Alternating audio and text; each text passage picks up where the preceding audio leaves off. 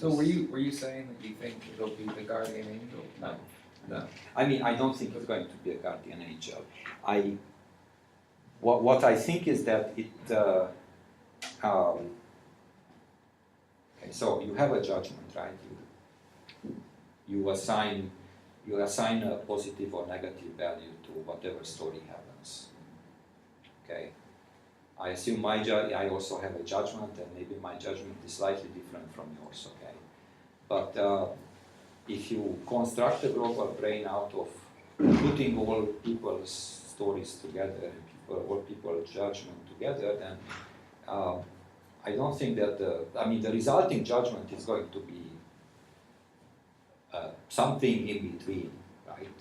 The weighted average of the judgment of humans on this planet. So what I'm going to say is that it will probably be something along the lines. So it will consider stories good in a way which is not surprising to most people on the planet. That doesn't necessarily mean that it's going to be a guardian angel. I might disagree with the general consensus, but it will be something along the general consensus.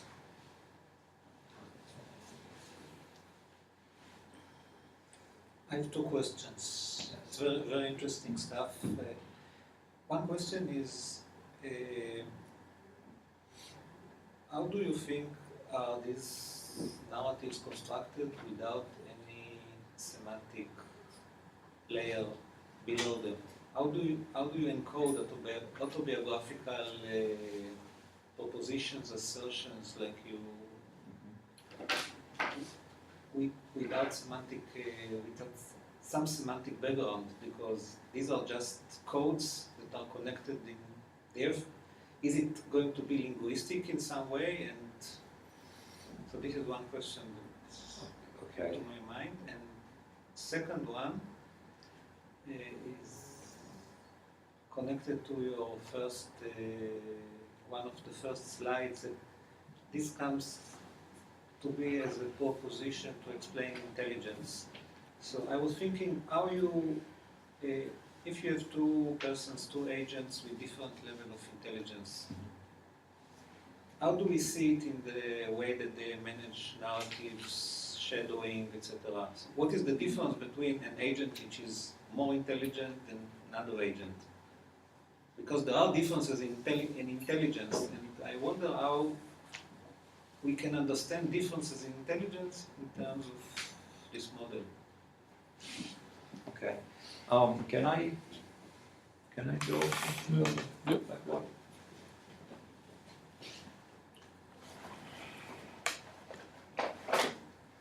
Okay. So maybe I can show you. For the answer to the first one was how does the I think what you are asking, how does shadowing happen without having any kind of semantic.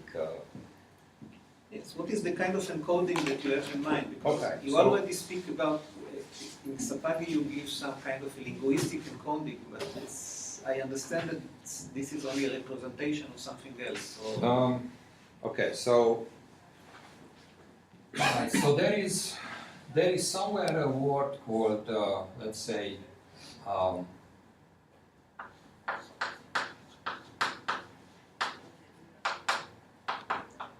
Hector, man, warrior. At the level of Xapagy, these are words, and at the level of words are mapped into overlays of concepts.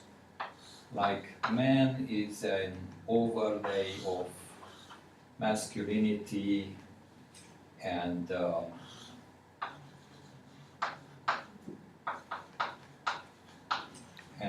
human, and then human is part of animal, and animal is part of alive. Overlays of concepts. Okay, you can have partial overlays like warrior. Maybe there is something called warrior here, and maybe there is something like night here. I skip these kind of things, but basically this is how it looks like, so overlays of concepts.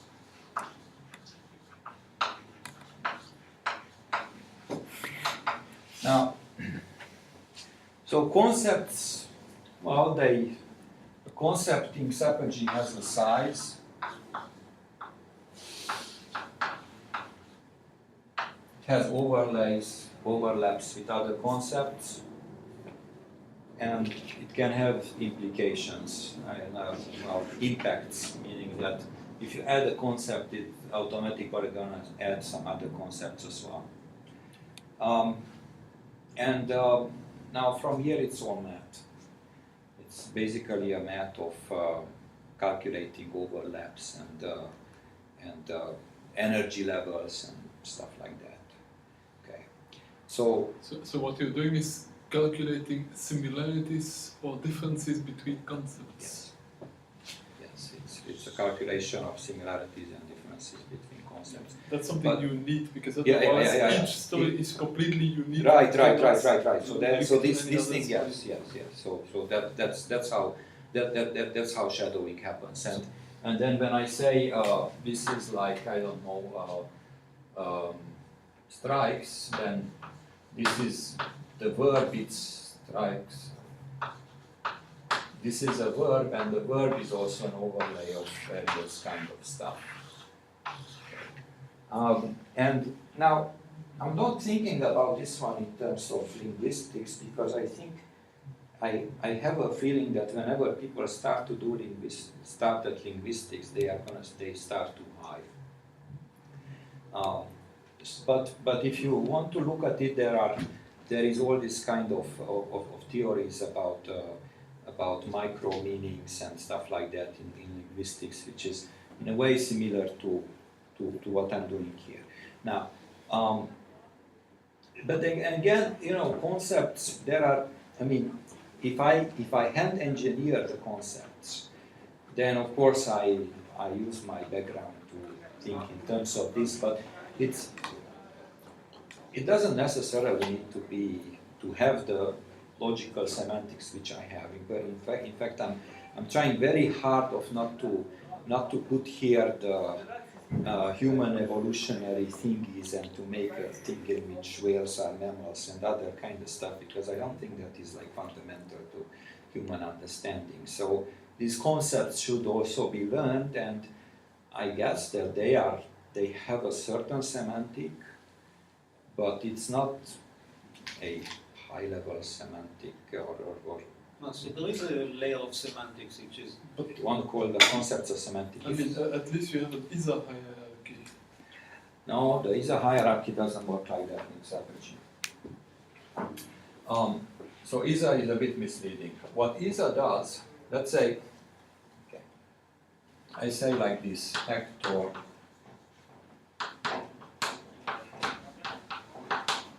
exists. Let me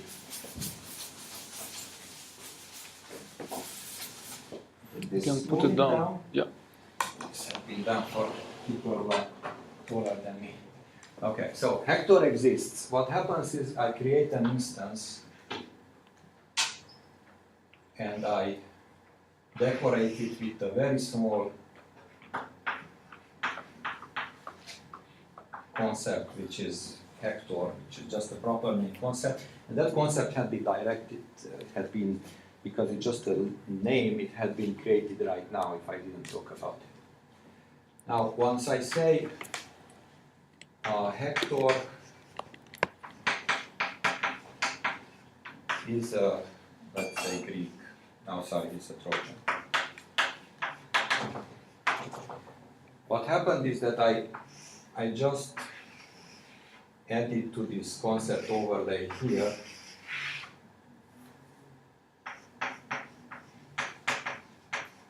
Trojan.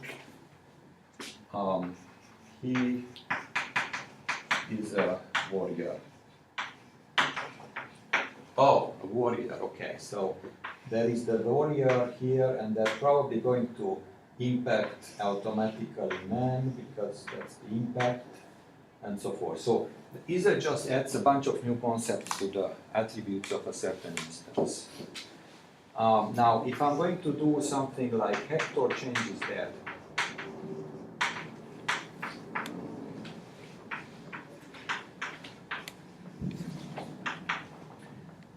what's going to happen is that this is going to expire from the focus, and it's going to be replaced with a new instance which has the attribute Hector, and it has the attribute that, and this has a somatic identity link, and that had been expired, and this new instance is going to take its place. And the similar thing happens if I get a glass and I break it, and glass is transformed into shards of glass and stuff like that. So then most of the kind of work, of course, is going to be down to, I didn't show all the math, but it's goes down to the manipulations. And now, in between concepts, well, what people normally use is like a hierarchy. But, okay, so it would be something like that, that a warrior is a kind of man which is kind of an animal. So I can represent something like that with overlaps by saying that the warrior completely overlaps with man and completely overlaps with animal, if I really want to do that. But I can tell you more about what are the problems of doing this. The problem with this kind of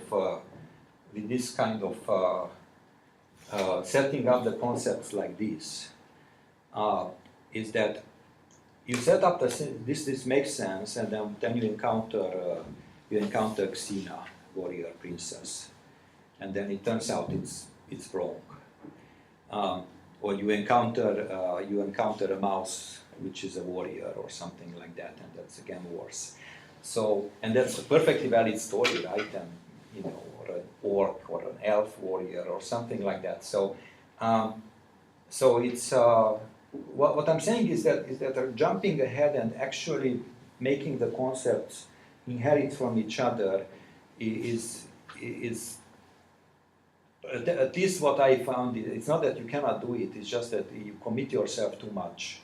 So you mean you prefer a kind of a more facility defined overlap rather than an inclusion in the category? Well, what I can do is that I'm having shadowing anyhow, and then what's going to happen is that I'm going to just let the shadows do their stuff, right? And so when what I know is that he is Hector and he's a warrior, then most of the things in shadow are going to be male warriors. Although you might also have Penthesilea, who is an Amazon warrior, and you might even have, you know, Legolas or whatever. And so instead of committing yourself at the semantic level, if you want to call the concept a semantic level, and say that it is there, it's better to just let the shadowing takes care of it, and then whenever you think you can see what kind of concepts appear in the shadow a lot, and if a lot of concepts appear in the shadow, you can infer that probably you also have that. But how are the shadows calculated? Okay, so well, I can show you on the, maybe I can show you in the demo. There are 6 or 7 different independent processes which are like, okay, if there is a, okay, so eventually it boils down to, it starts by concept matching. But the concept matching, like, let's say I have two people,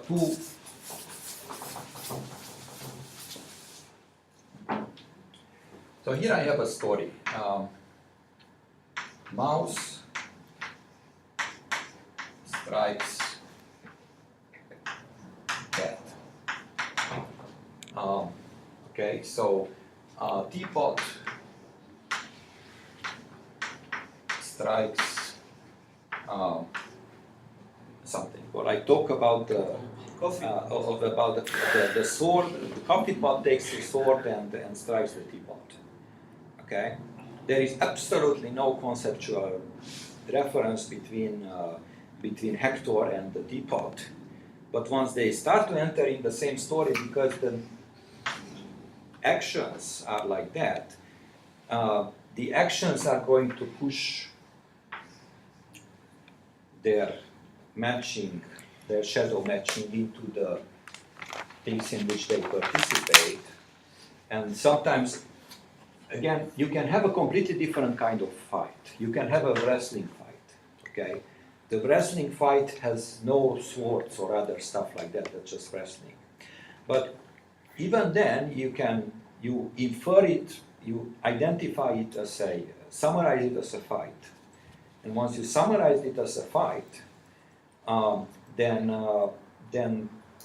the other one is summarized as a fight as well, and then the shadows are going to be pushed through that direction. And similarly, I can say that I have an intellectual fight with somebody. I exchange. So you mean that the relationships between the concepts are not just a priori defined by the overlaps, but also by the fact that they occur in similar kind of events? Yeah, but that's not kind of stories. Yeah, well, that is not explicit. Although I can take it, I can read it out. So what I'm trying to say is that the stories are the ones which are really determining these things. The concepts are they are important, but as you see, Hector with the shadowing, you see how Hector went very, very low despite the fact that he had all the attributes matching. If you remember let me check to get back to.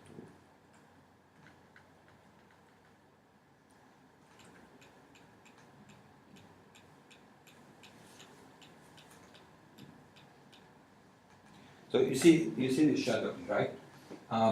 Hector is, here is the Hector in the scene from Patroclus, which is kind of this kind of stuff, right?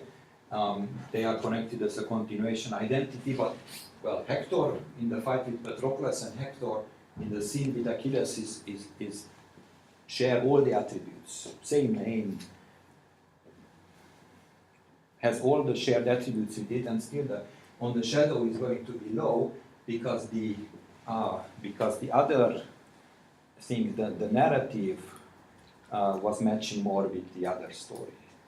So in a sense you turn the usual approach around. Instead of starting with concepts and building stories from the concept, you start with stories and kind of let the concepts get their meaning from the stories in which they participate. Yes. The concepts are yes, and well, for the time being, I create the concepts, but ideally, the concepts should be dynamically created from the stories I'm witnessing. That's very interesting. I assume some of the concepts, like things like red, or big or small, these are something which we are hardwired, and you have to start with something, right? I think physical things, proximity, left and right, things like that, those are hardwired.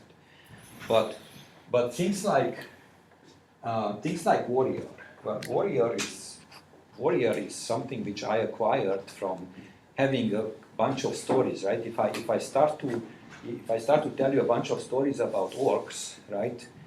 I acquired the concept of an orc, despite the fact that, well, So, and then I guess the other question was, what happens if two people are interacting with each other? Well,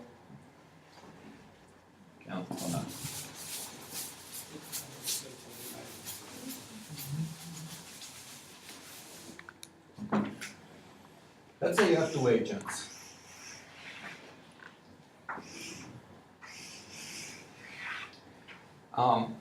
And then this guy talks something about the elf.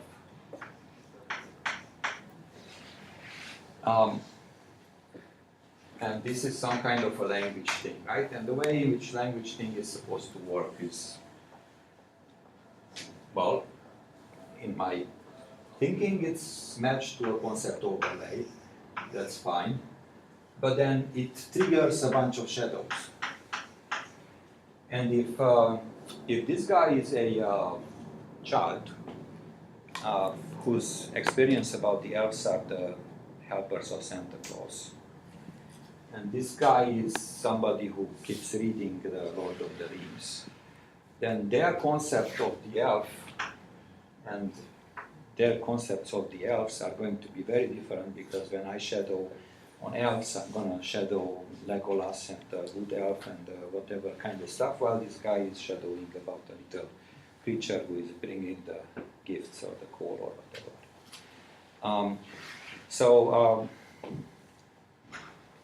Which immediately tells me that it's very difficult to transfer understanding except if you have a common background and your concepts are matching to something similar, right?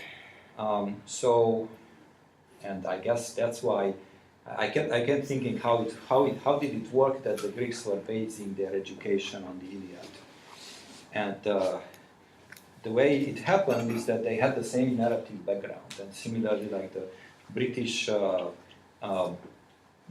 educational system used to be based on reading the classics, and how on earth can you prepare colonial officials to be sent in India by making them read Roman poetry and stuff like that. But it works, because what happens is that it creates a common narrative background which makes it easier for them to talk to each other.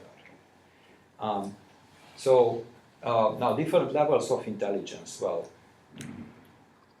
different background, I guess different ability to do your shadowing, right? Different ability to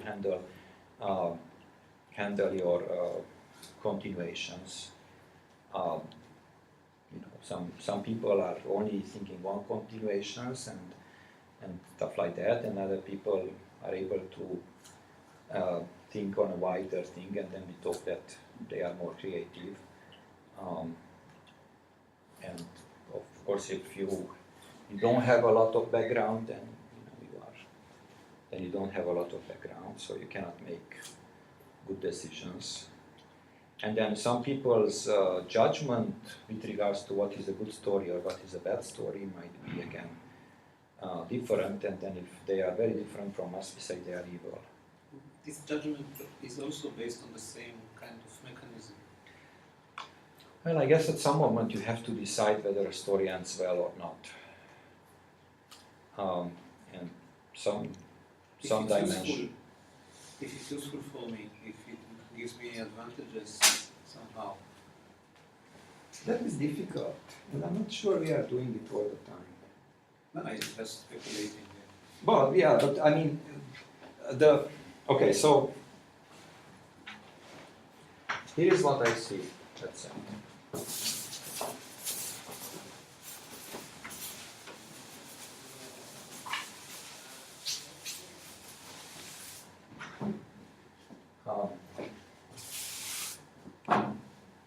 So this is me, and this is what I see, okay? And this is a story. And these are things I have seen, and what I'm going to, well, just predicting the next one or two actions is the kind of stuff that, I'm gonna hurt myself if I put my hand on the fire, okay? So that's the immediate action. But in practice, what I'm gonna do, I'm going to try to create a summarization of this. Didn't talk about that, but that's probably how it's going to be. I'm going to infer a summarization. Then I'm going to also shadow the summarization. So, I am in a fight. I am in a fight with an orc. What are the possible continuations of this one? Kills me. I run away, and he doesn't hear me. Right. So then the question is, my action is a level of preference above these ones, and my preference is this kind of story in which the person is going to stay alive. So it means this is my preference, the outcome, right? And this is similar to what Robbie was doing, right? He wants a story in which Hector doesn't die, and the way Hector doesn't die is he concedes defeat, or something like that, okay? Or some kind of thing. So I can guide the story towards an outcome. So again, some sort of, I need to have some sort of a weight over these things, okay? And now, having just a benefit analysis is I think is difficult because first of all, people sometimes do dangerous stuff by themselves. Sometimes people like sacrifice their lives for their country or whatever.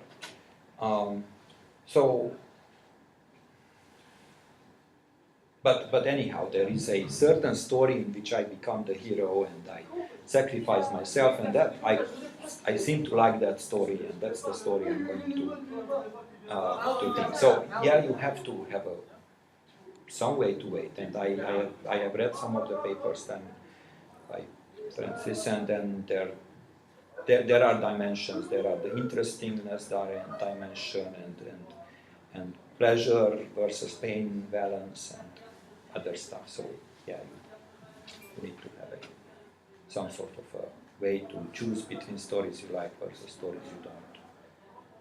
But that would also need to imply that you can choose actions that would lead to one outcome rather than the other. Yeah, but that's okay. The way in which this would be done is that I choose at the high level, I choose at the summarization level the story which I like, and that story has to have the same beginning but a different ending than what I'm here.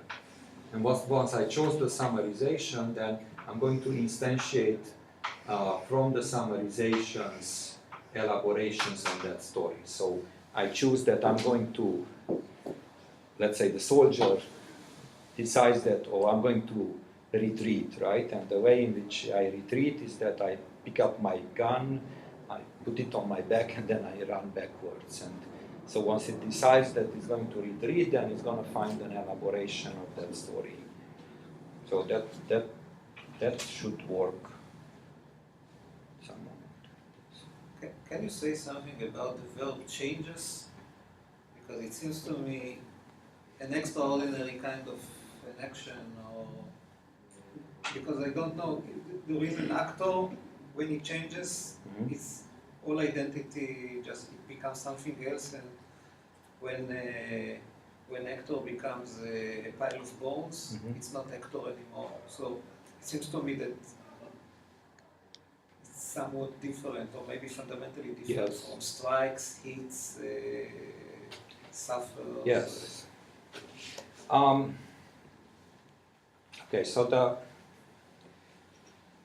it is. You want a long story or a short? I give you a long. I don't know. Usually I prefer long stories, but yeah. Okay. So let me go with the long story. The long story goes like this. There is a.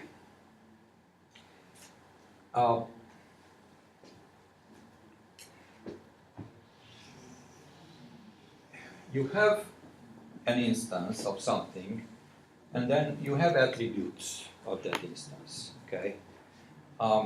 And whenever you try to reason about this sort of attributes, okay, is that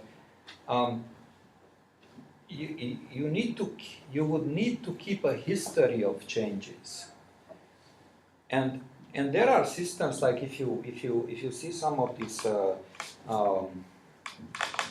descriptive, no, they're not descriptive. The things like logic, like situation calculus and event calculus and things like that. They have things called called fluents, which are like attributes which can change. Okay, and they are so much of a pain in the neck when you try to reason about them, but because as soon as you introduce them, I played out with those systems. Like some years back, I tried to use them for Xapagy and other stuff like that, and they can reason over time. But once you put a time frame of like couple of, 6 time steps, okay, this thing just blows up. Yeah. Okay, and just because it is keeping this kind of stuff that, this moment he is like this, then this moment he's like this, then this moment he's like this moment he's like this moment he's like this, okay? So You have to atomize reality. yeah, you have to atomize reality. You have to atomize reality on a situation by situation basis. That's what situation calculus does. Okay. There are infinite ways to do And it. there are infinite ways to do it.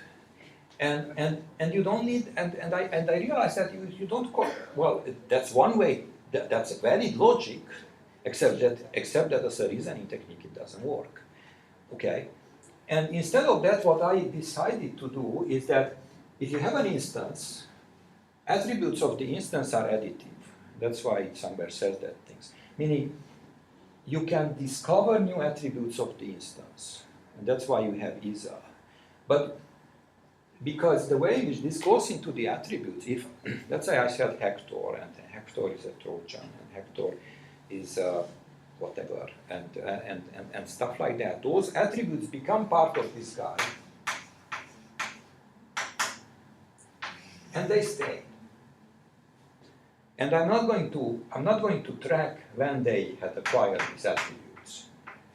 Okay, I'm not going to track that. Well, when I've been 5-year-old, I discovered that Hector is a Trojan. Then I've been.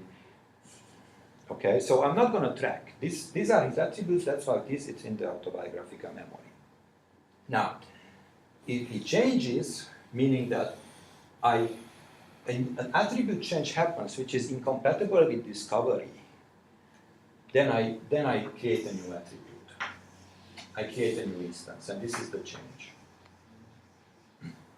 So if I have to change him from dead to alive, or if I want to change a glass from a glass to a shards of broken things or stuff like that, then I'm gonna create a new instance. And this seems like a waste of instances, but if you think about situation calculus, they are creating an instance every time second.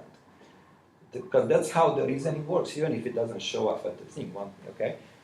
So that means that, well, Achilles, the child, is a different one, and Achilles the warrior is a different one, and Achilles I remember is a different one.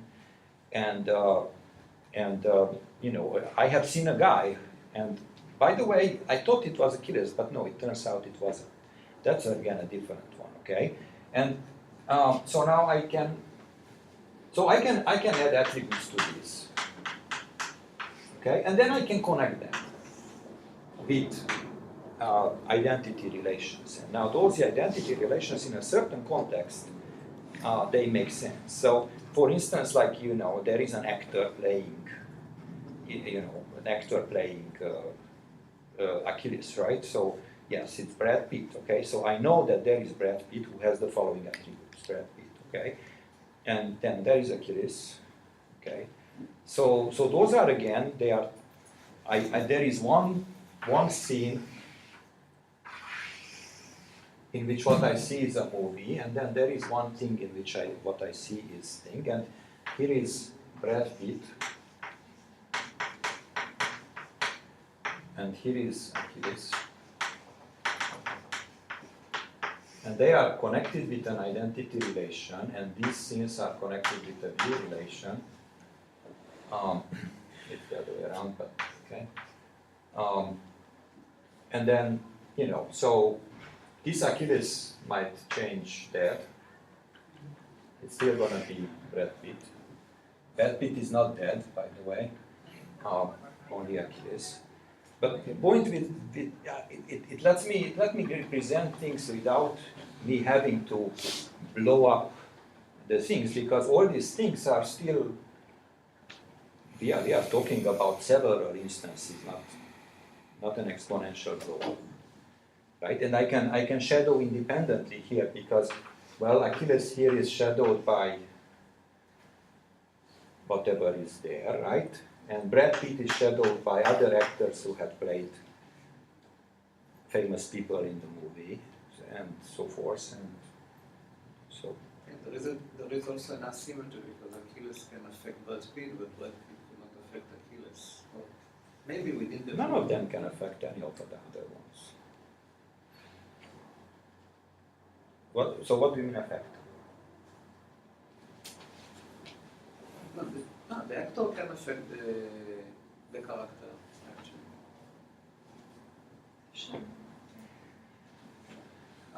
Okay, so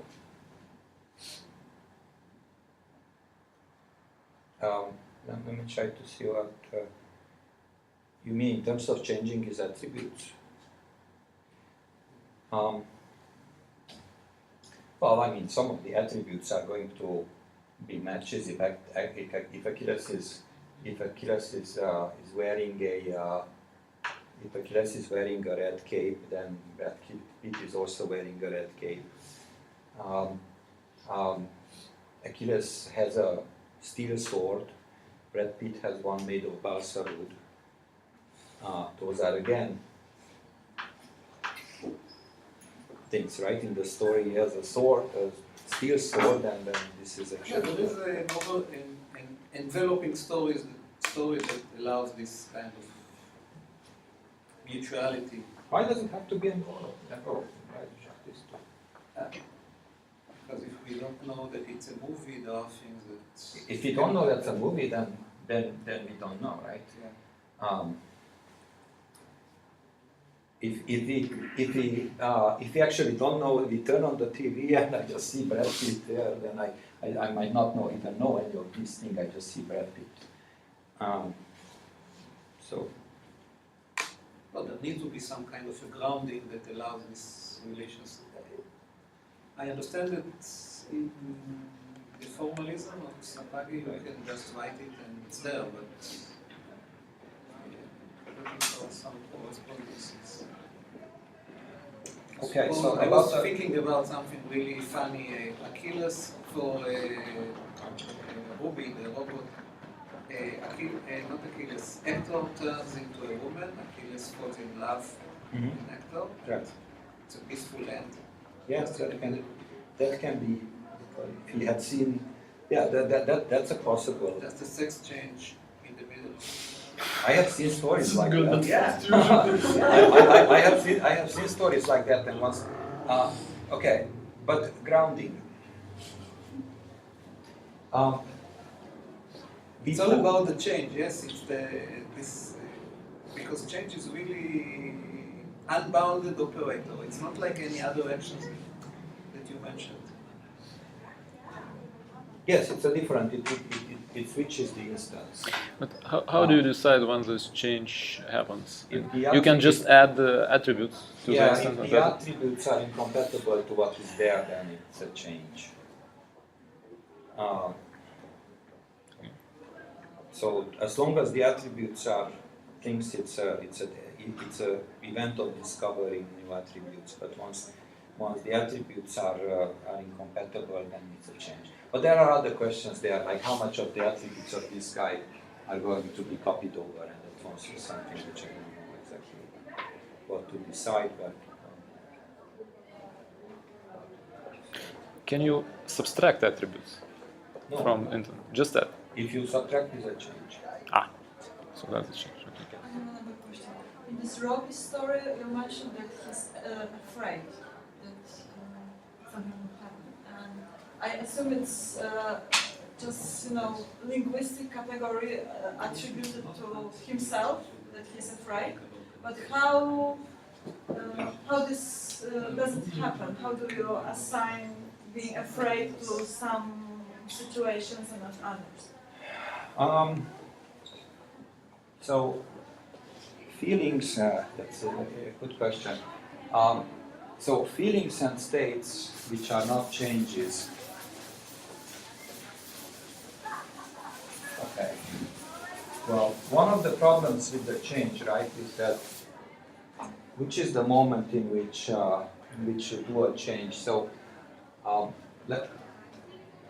let's say, so Robbie is afraid, right? So the way, okay, now this is not an attribute, at least the way in which it's written now. And things like being in love or other stuff are not attributes. That would also, like, I am close to the chair, right? That's not an attribute of mine. That's a relation. And relations are actually verb instances, except that they hang around. So if I could show you if I run this thing, but so Robbie is afraid is a subject verb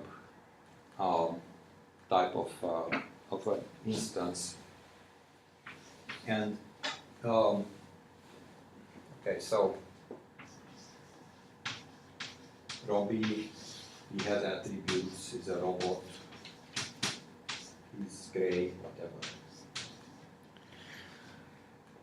And then he goes through and he watches things, these are actions he has.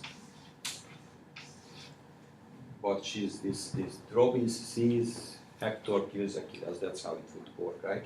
And there are things like that. Now the way in which what is in the focus, in the local memory, this is what determines the shadowing, is that as new things happen, they gradually push out the things in the back. So at the end you have a couple of them currently in the focus. But relations stay. So if here there is something called Robbie sits in the chair and Robbie is afraid.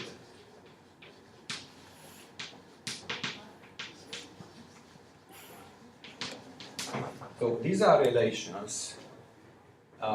Relations also contribute to the shadowing, by the way.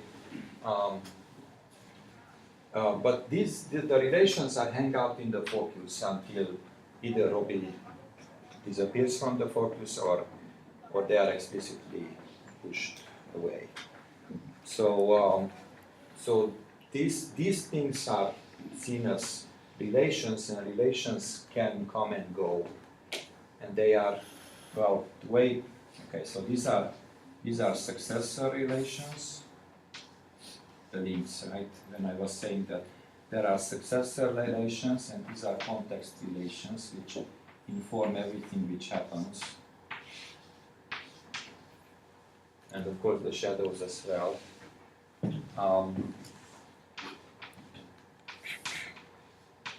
So when I have the shadows, if I take the shadow and continue it on the successor relation, that's going to be a continuation. If I take a shadow and continue it in the context, that's going to make an inference of missing relations. So I can see a story, and in all the cases I was afraid when I've seen that story, and that's going to predict not a continuation, but it's going to predict that I have to be afraid now as well. And so on. So I have a paper in which a shadowing algorithm is explained. There is that long paper, the 70-pager, and I can throw a bunch of papers on you. Yeah, there is a bunch of different things going on. So I can tell you details about these things. I can show you. I mean, I like the idea of the shadowing as a kind of a way of selecting from lots of episodes that are somewhere stored in the memory and kind of find those episodes that match best and then extrapolate from them. I think that probably happens in our brain indeed. I think so. Maybe not as explicitly as keeping all the different stories someplace in the memory, but making some kind of an amalgam of different stories. Yeah. I think that the story with the amalgams is that making the amalgams is such a challenge. if you Well, for a traditional AI formalism, yes, but for a neural network, that probably happens. That's probably the most natural thing to do, rather than store each one separately. Or do you separate stories actually? Because you should also have some. I'm not, I mean, the stories. Okay, so what you end up. Okay.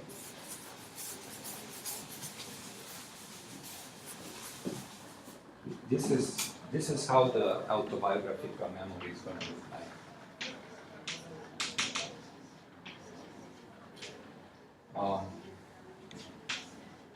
Let's say I'm gonna use this one for the verb instance, and I'm going to use this one for instance. So here I created a new scene.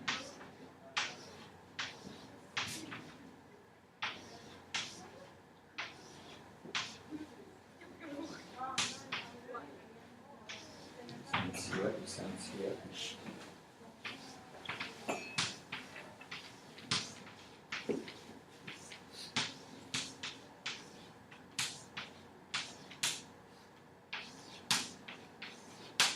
Okay, then the little instances are this guy, maybe this guy, this guy.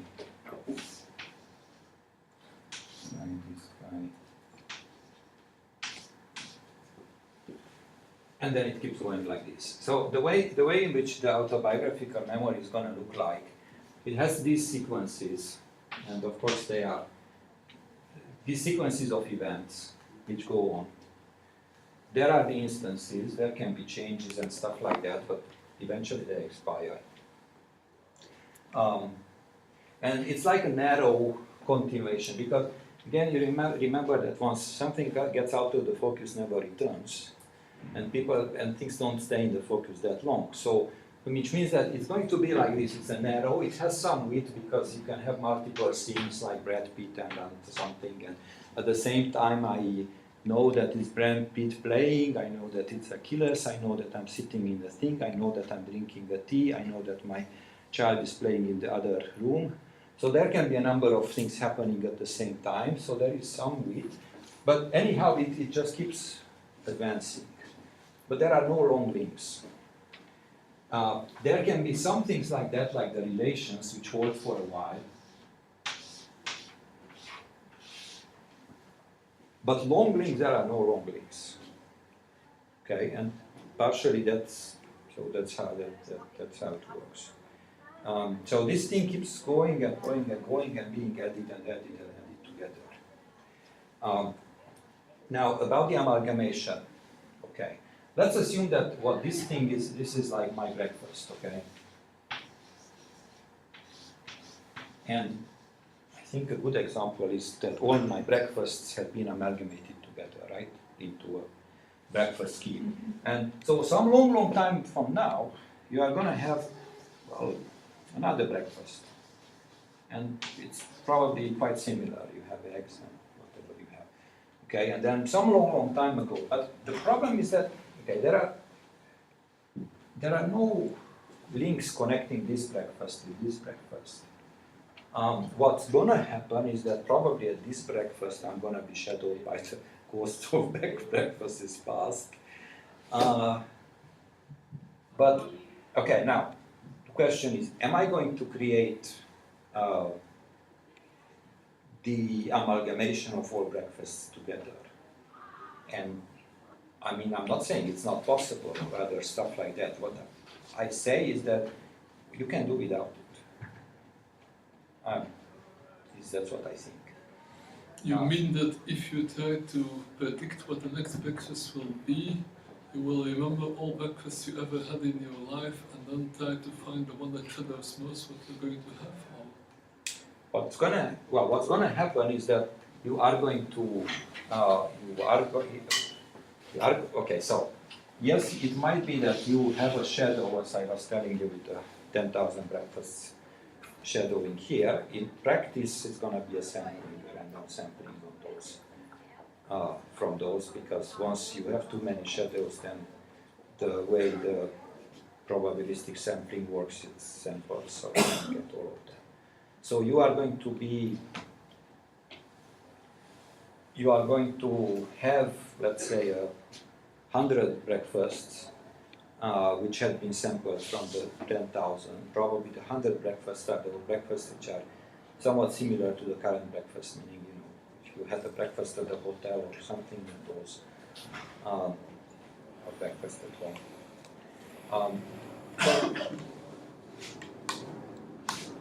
Usually we do not, I think we do not average a lot of repeating events, but remember something which is modulated by impact, emotional impact. So if there was one breakfast when I met my wife for the future, I will remember it as the breakfast. Well, that's fine.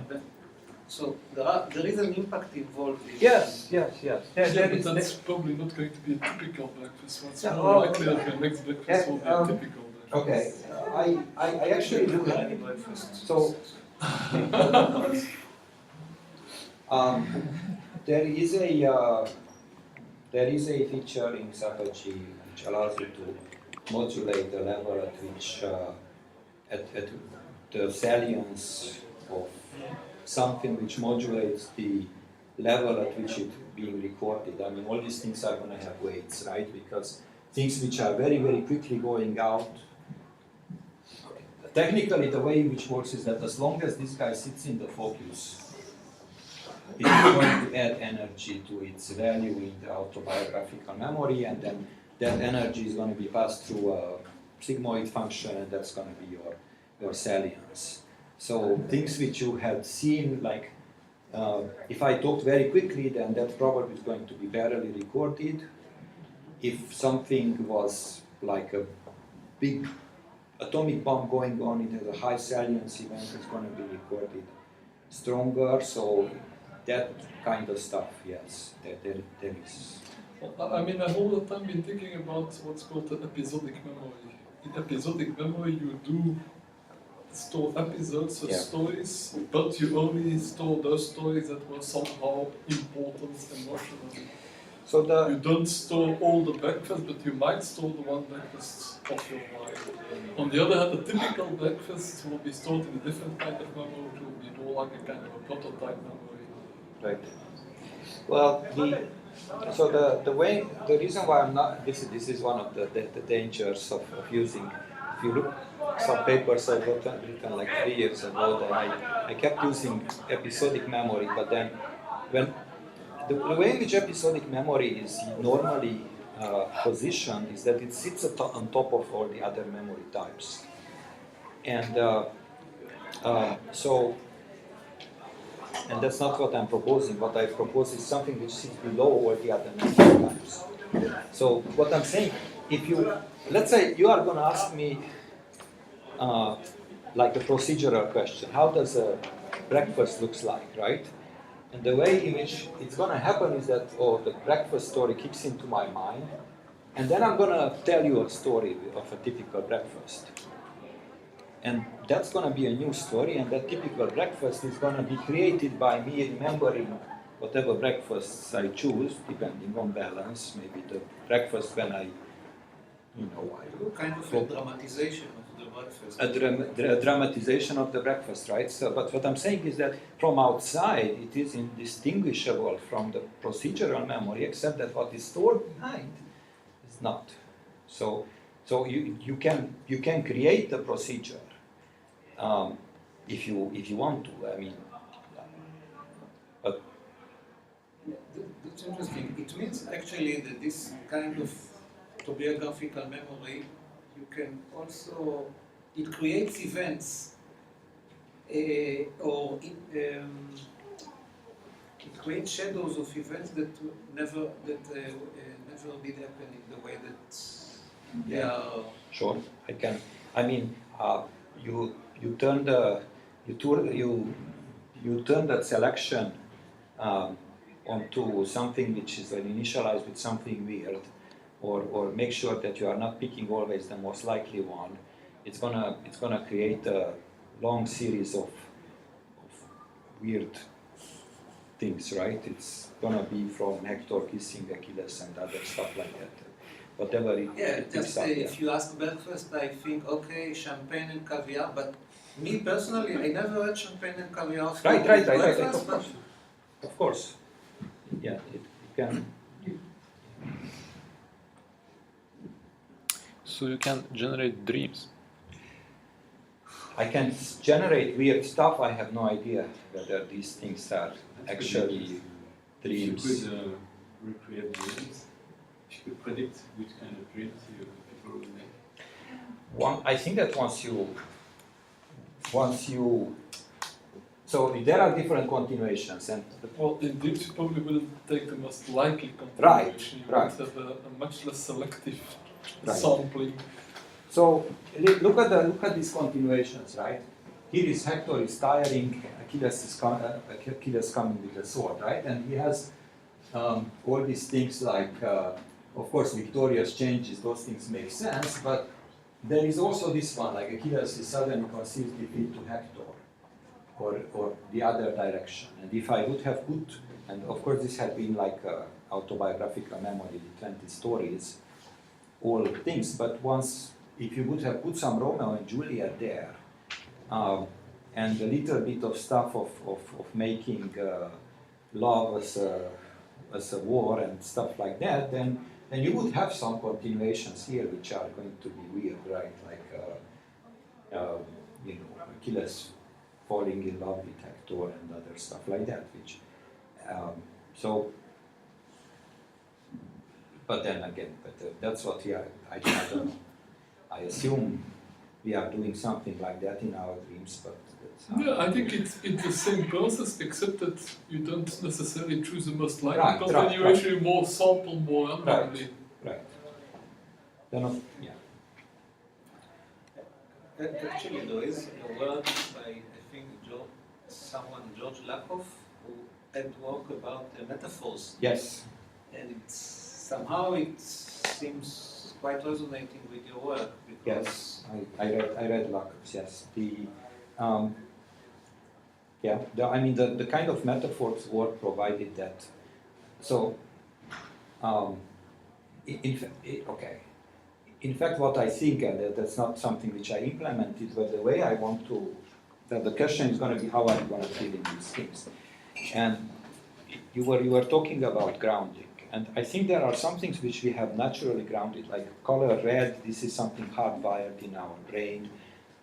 Probably a lot of the physical things which we are going to have first-hand experience about sitting on a chair, moving things, pushing things, stuff like that, and the kind of stuff which, and I think that's the common grounding which we have. That's what makes even possible that we can communicate, because no matter whether you had read, you are an Indian and you had read the Mahabharata, or I have grown up on the Iliad and the Bible or whatever, the grounding with regards to the physical world is common. So what Lakoff is saying is that a lot of our higher level things we are actually using things like, pushing against a problem or some stuff like that, is because all these new concepts which we acquire randomly from stories and stuff like that are probably, I say, overlap with some of the physical concepts which we use, and that's why we are thinking about love as a war, or conquering the woman, or stuff like that, and things, because when we get new narratives, we keep grounding them in the previous physical ones.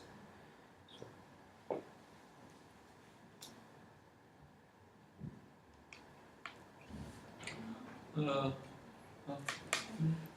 said you are not dealing with language games in Wittgenstein sense. What do you think would be needed to program a language game in your architecture? Well, I guess what would be is that when let's say there are two guys and they are trying to communicate something, right? And they are using some kind of word, and what would happen is that, I'm using Xapagy because it's a convenient way, but you're obviously not using Xapagy. what we are using probably, as long as we don't have language, we are using well, the raw verb instances and concepts in our brain, right? We do not, until we learn language, we do not associate these things, right? So then the question is that here are two guys, right? And what they have in their focus, hopefully they have something similar, right? They see the same thing, they see the same action, okay? And let's say I see a glass fell down and broke, right? And then this guy says, cool.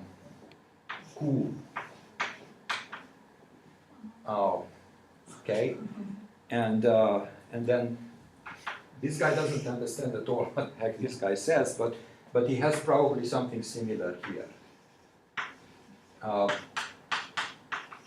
And then, all right, well, what cool means? Well, probably means one of these, right? And then starting from here, it's some kind of a language discovery thing of trying to match words to something. And at the end of the day, you don't have that many things to which you can match because the focus is small, right? And well, you have several verb instances and a couple of instances and probably attributes of those instances, and then so that's kind of how those kind of things would go out, but I don't know. You use this Xapagy, is it so? I tried to find out whether it's possible to convert English to this language. Yes, I am. I proposed funding for a student to Google to get to do a translation from English to Xapagy. It should be. It should be possible. I can tell you some of the problems with these things, and one of the big problems with.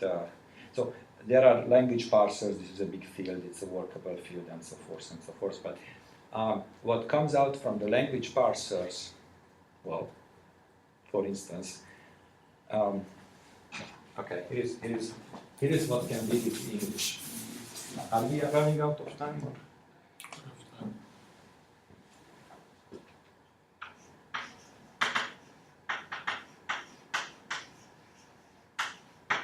I live in Orlando. It is a big city. That's one sentence. Other sentence, same thing, and I say it will be.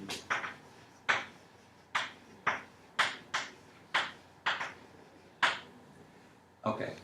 You run it through a parser, what comes out, the parsing tree is almost identical.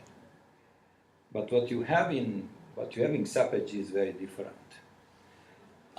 In this case, what you have is Orlando an instance, Orlando the name, and big and city as attributes. This is the first one. The second one, you have two scenes. One of them has Orlando. This is a future fictional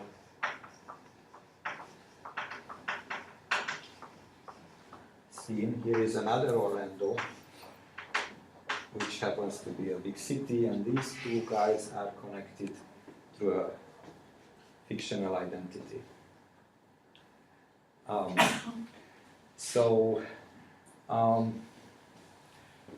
It's not trivial because the parsers give pretty much the same parse, right? Linguistically, these things, at least as long as you talk about syntax, well, is and will, it's just a different tense. But in this case, I'm talking about one city about which I told some more stuff about the same city, here I have one instance of the current one, and then I'm suddenly talking about something in the future, which is a fictional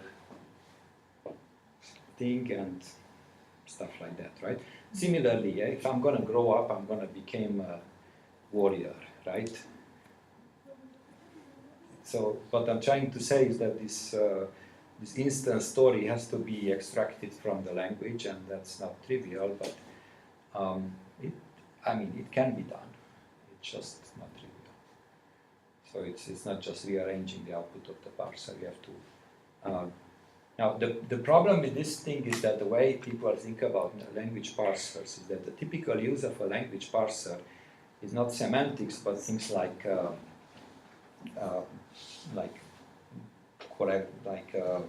predicting the next word, or in the text, or when you are like typing on your phone, or making spell checking. And for spell checking, all this kind of semantic is irrelevant. Okay, but if you try to think about what the semantic is, these semantics are very different. Okay, and of course, if you want to ask a question, so is Orlando a big city? Right? Are you a warrior? Right? So, of course, you have Mayakovsky. When I'm going to grow up, I'm going to become a locomotive. So, but so.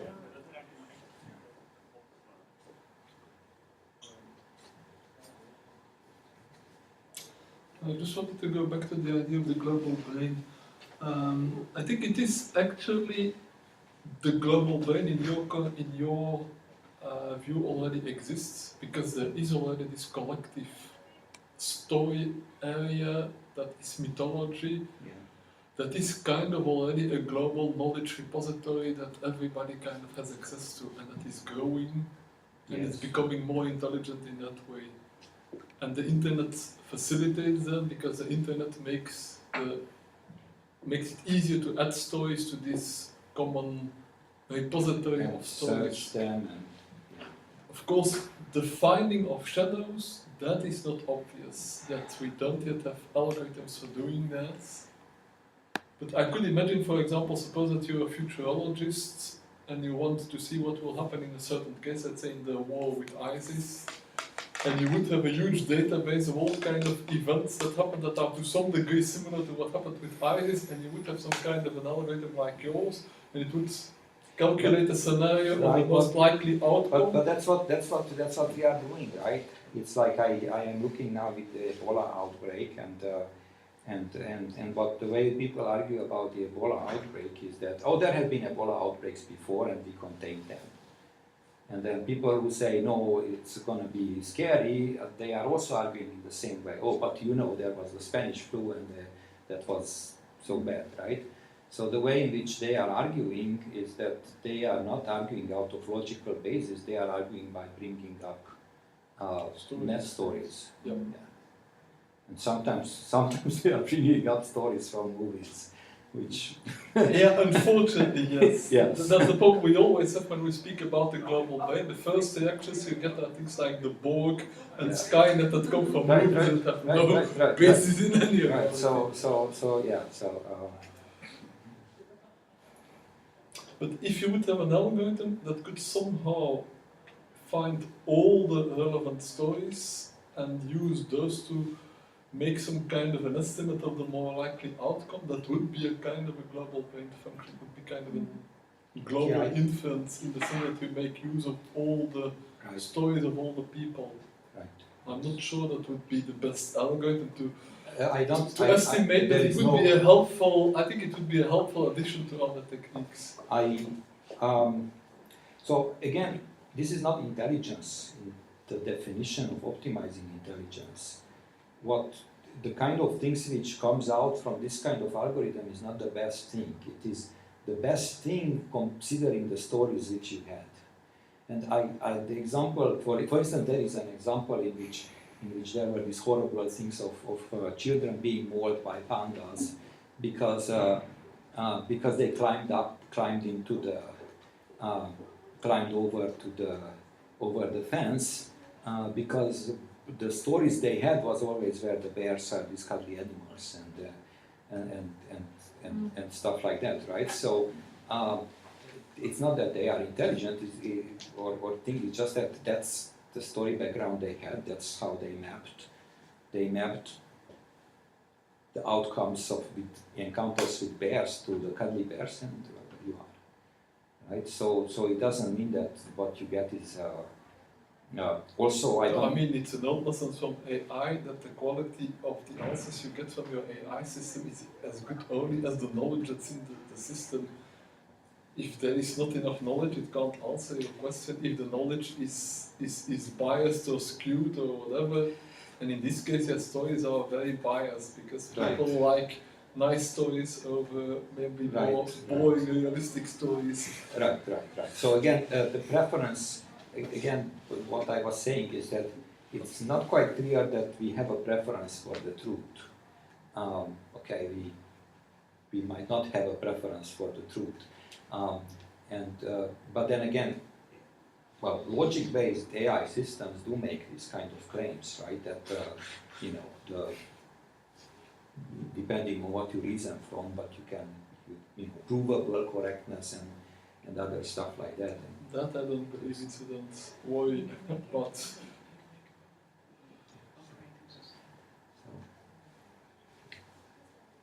no, I don't think you can prove anything or optimize anything in the real world. You always have to extrapolate and be ready to immediately correct when you see that it doesn't work, because most likely at some stage it won't work. Right. But that's the advantage of this kind of thing, because you can extrapolate the story and say, I expect that first Achilles will hit him with a sword, and then he will die, and then he will have won. But if you then see that actually he doesn't hit him with the sword, then you immediately know that the other two steps also should be corrected. So at least it's that's my well, it's a hypothesis as any other hypothesis, right? So it just